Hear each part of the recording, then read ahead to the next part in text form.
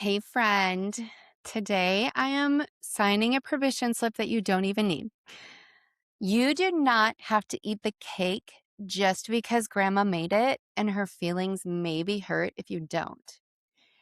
And honestly, if somebody's pressuring you to eat food with guilt, it might be you who needs to have her feelings hurt. But we're not victims, we're powerful, so we're not going to have feelings hurt about that. But we're going to talk about this. In my very first week of prioritizing my health, I ran into two social situations that could have derailed things. And I'm going to tell you about both because I think you're going to see yourself in at least one of them. So, first was a tea party at a friend's house, and she had planned it, and it was only a couple of us going. So, I could have totally used it as an excuse. I could have said, oh, well, social situations are hard. I don't want to offend her. But I was already a few days into my program and she was a friend. So I thought if I just tell her what I'm doing, that I have health goals I'm working toward, and I have a certain program I'm following. Actually, we had a mutual personal trainer. So she knew that this girl was doing different programs.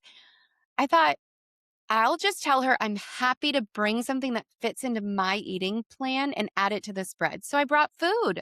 I brought protein and vegetables, healthy fats. I added it to the party table. I sat with those women. I enjoyed their company. I focused on the conversation, which was the whole point anyway. And nobody made it weird because I didn't make it weird. Second situation, I was at a girls' night out. And the moment the drinks came out, the questions started. Why aren't you drinking? Come on, just a little bit of chips and queso won't hurt. Just have a bite. I mean, it's moderation, right? Well, I wasn't used to this because honestly, I had always just participated. Like, I always just jumped in and I partook.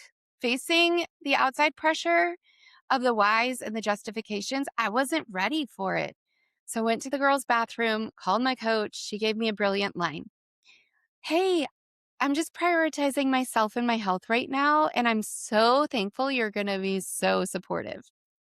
And I walked back out there and I ordered sparkling water with lime and I found something on the menu with protein.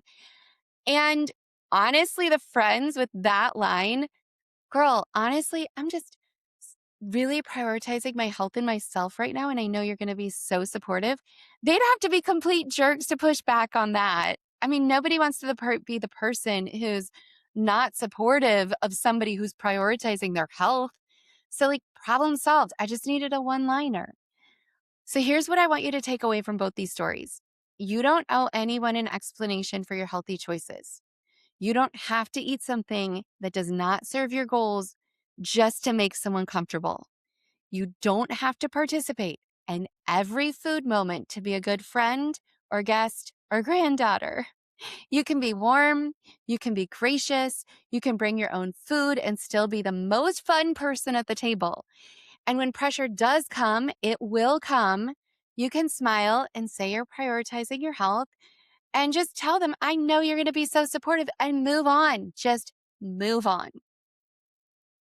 And side note that I cannot not say, although I told myself I wasn't going to say it. We live in a culture where it is okay to shame somebody for saying they're prioritizing their health and making healthy choices. We live in a culture where it's acceptable to talk to somebody and say, you're getting too skinny. Or you've lost a lot of weight in a judgmental way. But the same culture, you would never tell that same friend, girl, put down the queso. You've had enough. Or friend, don't order the drink. You've got to take care of yourself. Now, I think we should be more bold in saying, I'm concerned about you. But the same culture that prohibits language when you're concerned about their health or they're making unhealthy choices, where you can't say, put down the cupcake, girlfriend, is like, why aren't you eating the cupcake? Have a cupcake. Moderation. Okay. I get a little passionate about that one, which is why I said I wasn't going to say it. But here are some tips. I'm stepping off of the soapbox. I'm just saying you're allowed to say no, and it mean no without explaining yourself. Okay, so here are some tips about navigating social situations. One, never let your hand be empty. Hold sparkling water.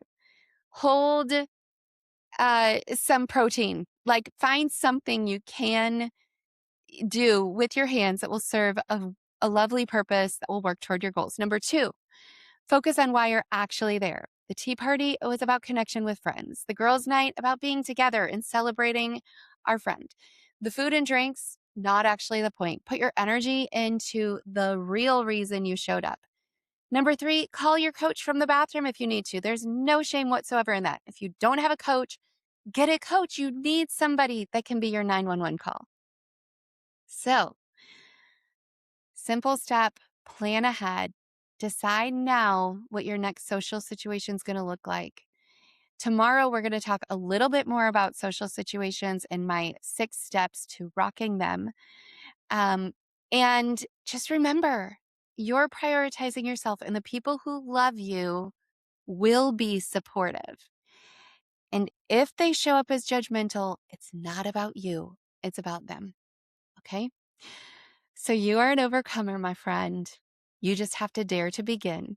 So let's begin.